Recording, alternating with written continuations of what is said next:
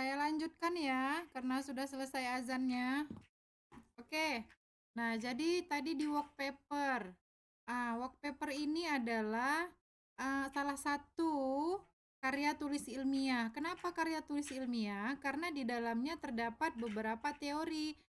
Work paper ini hampir mirip dengan sebuah makalah yang kita kerjakan dalam sehari-hari, tapi mungkin analisisnya lebih berbeda. Apa ya analisis itu, apa yang dibahas ya? Apa yang dibahas di dalam work paper?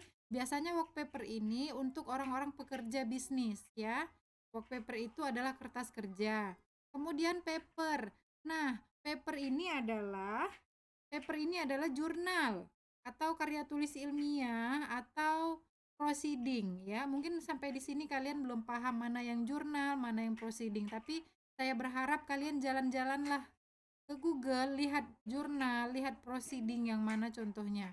Nah, sama di dalamnya juga karya tulis ilmiah, ada teori, ada pendapat para ahli, ada sumber, ada atau daftar pustaka, ada hasil penelitian orang, ada pendapat-pendapat atau argumen-argumen orang, kita tuangkan semua di dalam paper tersebut.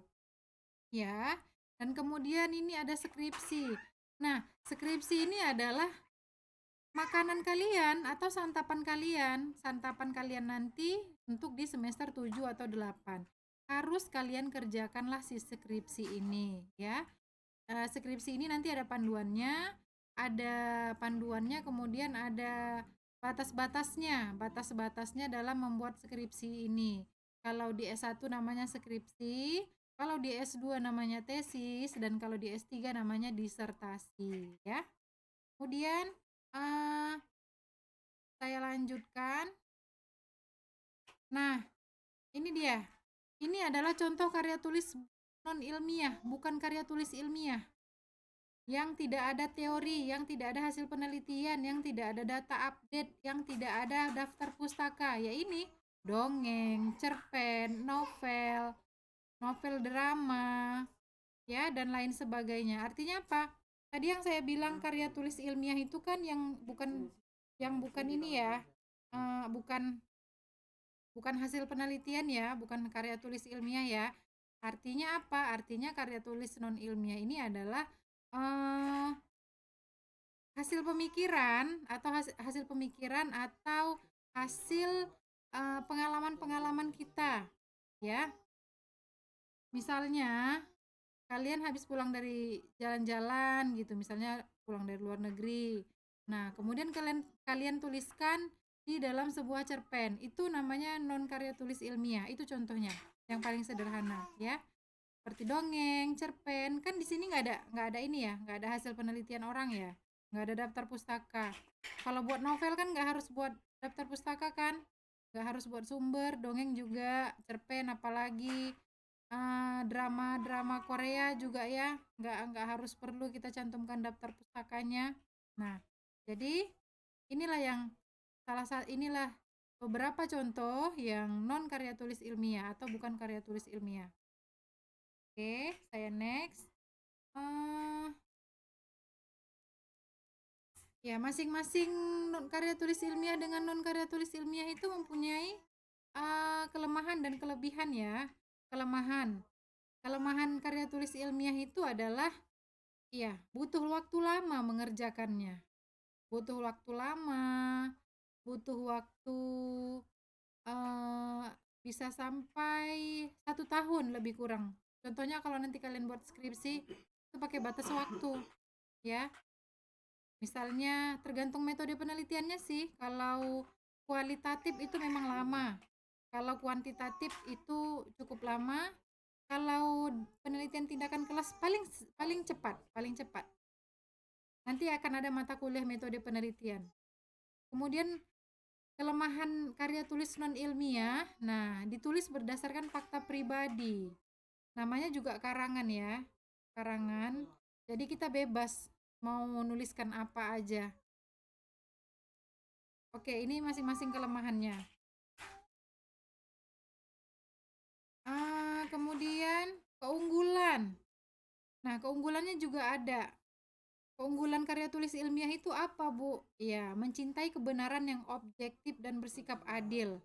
Artinya, karya tulis ilmiah ini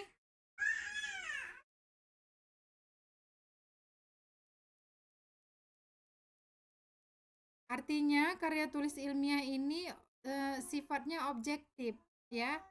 Tidak tidak apa namanya? Tidak bisa berbohong, hasilnya real, nyata. Karena benar-benar datanya. Benar-benar datanya itu ada sumbernya gitu ya. Kemudian, kebenaran ilmu yang absolut sehingga dapat dicari terus-menerus, ya. Nah, artinya apa? Ilmunya itu memang benar-benar update, beritanya update, terbaru, ya. Kasusnya itu kasus-kasus terbaru. Meskipun kasus lama tapi beritanya harus tetap update. Kemudian mengurangi kepercayaan pada tahayul astrologi maupun keperuntungan. Jadi kalau sifatnya tahayul itu di karya tulis ilmiah itu tidak ada. Sedangkan keunggulan non karya tulis ilmiah ini ya banyak lah ya keunggulannya. Gaya bahasanya bebas ya, konotatif, populer, baku, non baku boleh. Fakta yang disimpulkan bisa subjektif. Subjektif ini maksudnya berdasarkan pendapat kita sendiri. Karena kan namanya kita menghayal ya, menceritakan pengalaman, bisa kita subjekkan, bisa kita hayalkan hasilnya tanpa harus ada data. Berarti bisa benar, bisa tidak ya, bisa bohong ya. Bersifat imajinatif, iya kita mengarang, berimajinasi ya. Penyajiannya dibarengi dengan sejarah, ya. Sejarah maksudnya itu adalah pernah pada tahun sekian ada kejadian atau ada masalah saya, istilahnya seperti cerita di diary lah, lebih kurang seperti itu. Oke, nah selesai perbedaan karya tulis ilmiah dengan non karya tulis ilmiah. Nah jadi kalian harus dapat membedakan ya kalau ada soalnya nanti. Tuliskan perbedaan karya tulis ilmiah dengan non karya tulis ilmiah. Artinya apa? Saya tidak mau bahasa Google yang kalian pindahkan di jawaban ujian akhir semester saya, ya. Oke, sampai di sini ada yang mau bertanya terkait perbedaan karya tulis ilmiah dengan non karya tulis ilmiah?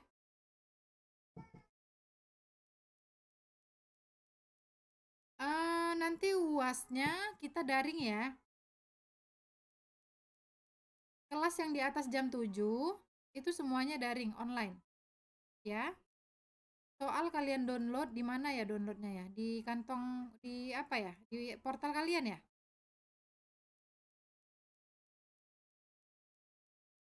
Ya. Nanti soal boleh di-download di portal, jawabannya bisa dikirim ke email saya, ya.